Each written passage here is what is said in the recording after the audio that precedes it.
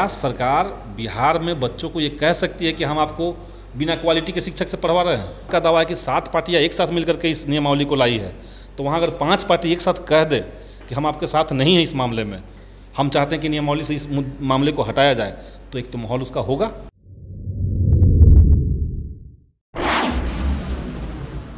शिक्षक नियुक्ति नई नियमावली को लेकर के लगातार जो सीपीआई वाले विधायक संदीप सौरभ हैं आवाज़ उठा रहे हैं और सरकार के खिलाफ जाकर के इन शिक्षकों के मुद्दा को आगे बढ़ा रहे हैं। आज प्रेस कॉन्फ्रेंस था, लेकिन आपने जो एक बातें कही हैं संदीप जी कि आप दोबारा मुख्यमंत्री से मिलने वाले हैं, एक बार इससे पहले भी आप मिल चुके हैं, तो क्या पहली बार कोई आश्वासन नहीं मिला?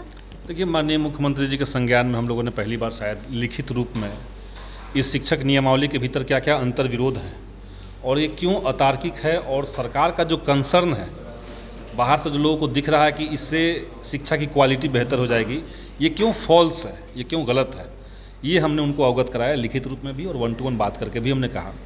और साथ ही साथ हमने कुछ सजेशन उनको दिए हैं। हमने कहा है कि भाई शिक्षा की क्वालिटी अगर आपको सुधारनी है तो आपको अपना जाँच का सिस्टम ठीक करना पड़ेगा, शिक्षकों का लगातार ट्रेनिंग हो, उसका कोई योजनाबद्ध प्लानिंग सरकार बनाए, गैर शैक्षणिक काम शिक्षकों से न लिया जाए, प्रोत्साहन का इंतज़ाम शिक्षकों के लिए किया जाए, ऐसी कई सारे सजेशंस हमने उनको दिया है। तो ये सरकार अगर मानती है तो शिक्षा की क्वालिटी बेहतर होगी। हमने कहा कि बगैर शिक्षकों का अपमान किए आप शिक्षा को सुधार सकते हैं, क्योंकि सरकार जो कह रही कि हम परीक्षा लेंगे, तो जो शिक्षक उस परीक्षा में उत्तीर्ण नहीं होते हैं तब भी वो पढ़ाएंगे, लेकिन उनके ऊपर एक ठप्पा लग जाएगा कि वो क्वालिटी शिक्षक नहीं है। तो क्या सरकार बिहार में बच्चों को ये कह सकती है कि हम आपको बिना क्वालिटी के शिक्षक से पढ़वा रहे हैं? ये तो अपने आप में अंतर विरोध है।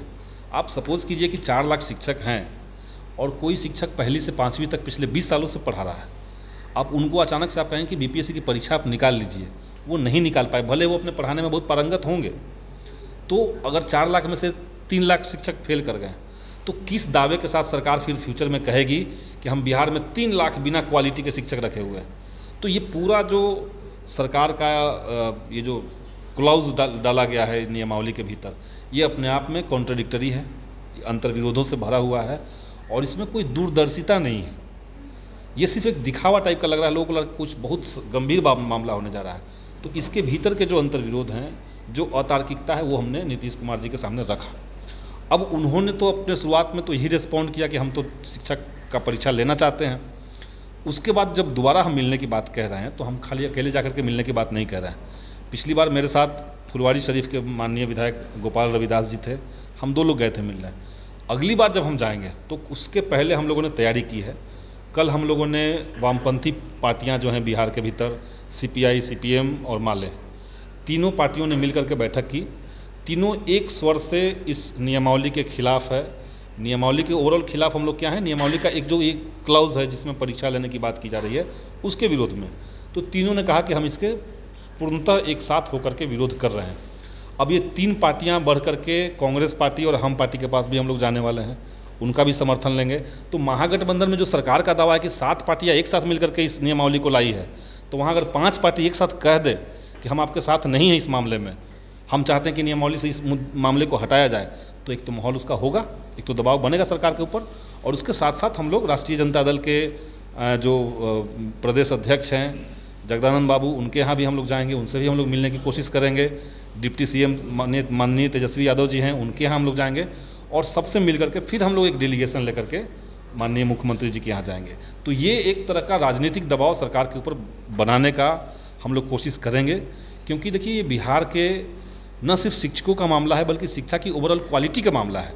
हम ये बार बार कह रहे हैं कि शिक्षा के भीतर अगर आप लेयर बढ़ाते जाएंगे, बहुत तरह का श्रेणी बना देंगे, तो पहले से ही तो 3 श्रेणियाँ में शिक्षक 4 श्रेणी में पहले से ही हैं।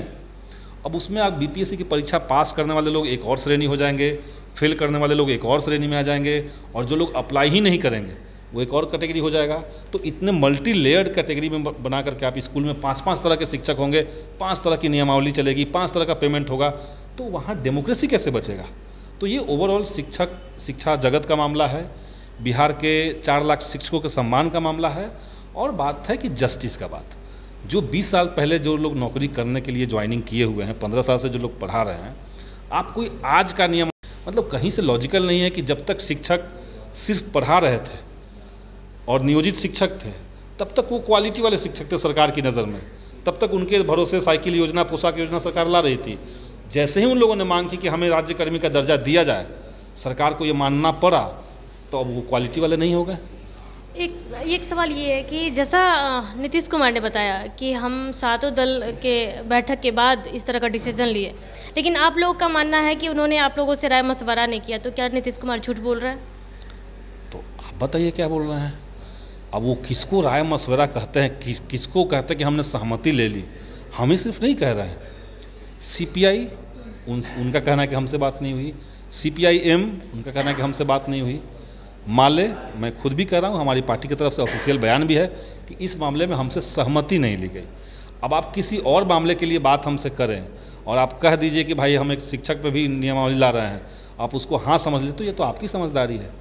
तो इसलिए इसमें आपसी सहमति नहीं है, बल्कि बिहार में नई जो सरकार बनी है, हम लोग एकदम पहले दिन से कह रहे हैं कि सरकार कोई नीतिगत फैसला ले, उसमें एक कोऑर्डिनेशन की ज़रूरत है। और इसलिए हमने बहुत शुरुआत से मांग रखी है कि कोऑर्डिनेशन कमेटी बनाइए। सरकार कोई कानून लेकर के आता है कि सरकार बिहार में कुछ घटनाएं इस तरह की होती है जिसको टैकल करना है, तो सरकार कोऑर्डिनेशन कमेटी सरकार का होना चाहिए। उसमें सातों दल रहें, बैठें, बात करें, वहाँ से एक डायरेक्शन तय हो या वहाँ से एक लाइन लेन तय हो। वो तो अभी तक हुआ नहीं बिहार के अंदर। तो ये डिसीजन मेरे ख्याल से यूनिलेटरल डिसीजन है, अकेले लिया हुआ डिसीजन है, और इसके साथ तो हम लोग नहीं हैं।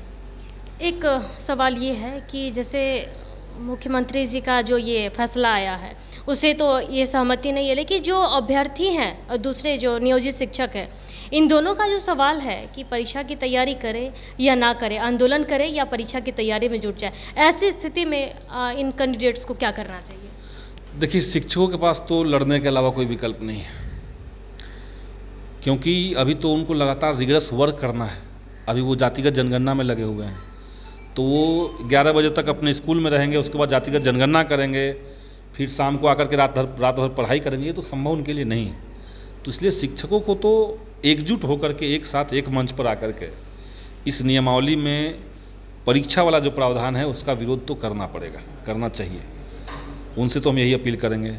जो शिक्षक अभ्यर्थी हैं उनके बीच में कई तरह के कॉन्फ्लिक्ट्स भी हैं। एक तबका है जो चाहता है कि परीक्षा हो, एक तबका चाहता है कि इस तरह से परीक्षा हो, एक तबका चाहता है कि जो परीक्षा ना हो।